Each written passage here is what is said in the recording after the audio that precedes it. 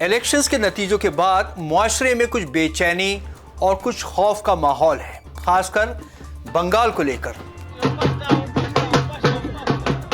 लोगों को उम्मीद थी कि दीदी फिर जीत जाएंगी, मगर ऐसा नहीं हुआ और कॉन्स्पिरेसी थ्योरीज शुरू हो गई। कहा जा रहा है कि फ्री एंड फेयर इलेक्शंस नहीं हुए। कुछ लोग जैसे मातम मना रहे हैं।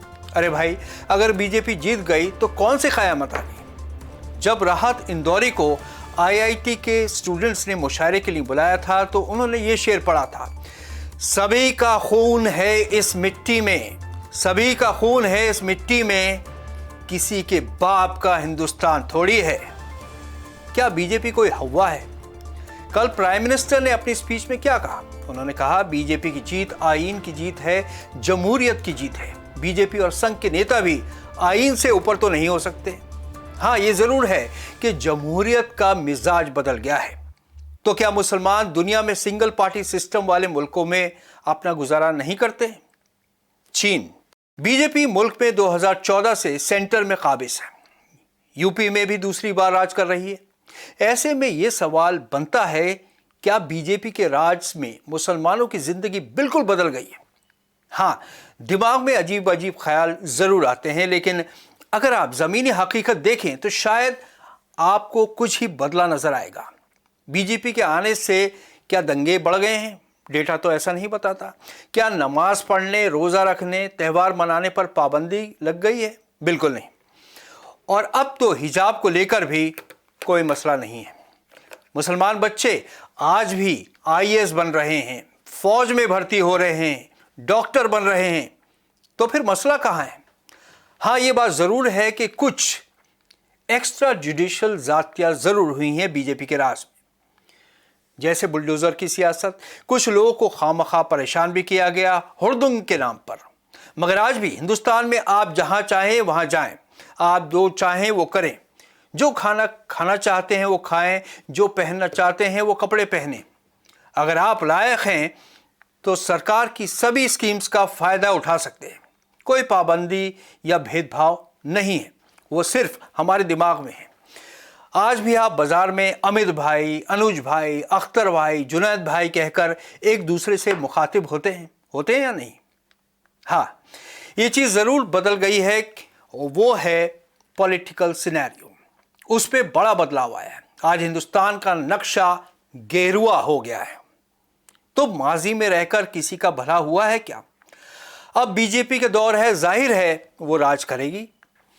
मुसलमानों का पॉलिटिकल रिप्रेजेंटेशन भी ना के बराबर हो गया है। क्या इसके लिए बीजेपी को जिम्मेदार ठहराना मुनासिब होगा? जरा सोचिए, क्या हमें अपने गिरेबान में भी झांकने की जरूरत नहीं है? दुनिया के किसी भी इलेक्शन में थोड़ी बहुत हेरा फेरी तो होती है, लेकिन यह कहना कि ईवीएम टेम्पर किए गए, वोट नहीं डालने दिया गया, ये सब अब कहना मुनासिब नहीं है। क्योंकि अगर हम इसमें फंसे रहेंगे तो विक्टिमहुड सिंड्रोम से बाहर नहीं आ पाएंगे। हम सिर्फ बीजेपी को रिलीजियस ग्राउंड्स पर पोलराइजेशन करता ही देख पाते हैं। जो हम नहीं देख पाते वो है बीजेपी पार्टी की मेहनत, इलेक्शन स्ट्रैटेजी, डेडिकेशन और सिंसेरिटी।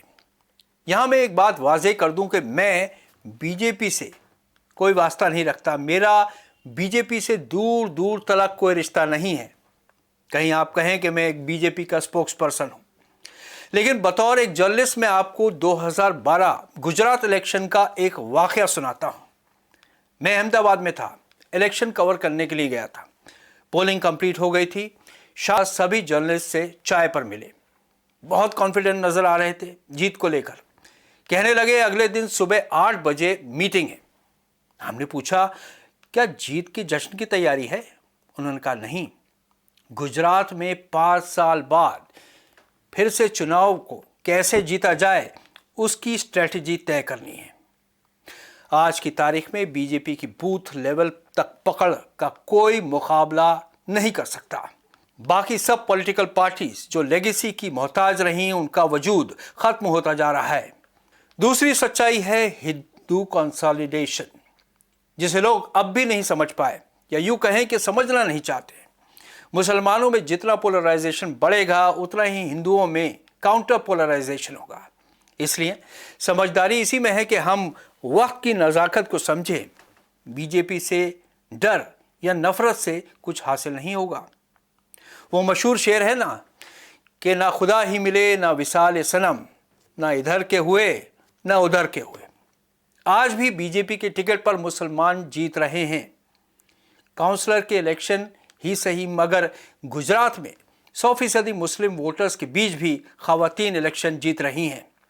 बेहतरी इसी में है कि मुसलमान सिर्फ बीजेपी को हराने के लिए वोट ना करें। किसी और पार्टी के हिमायती या वफादार बनने से भी कुछ हासिल नहीं होगा। वोट करें अपनी बेहतरी के लिए।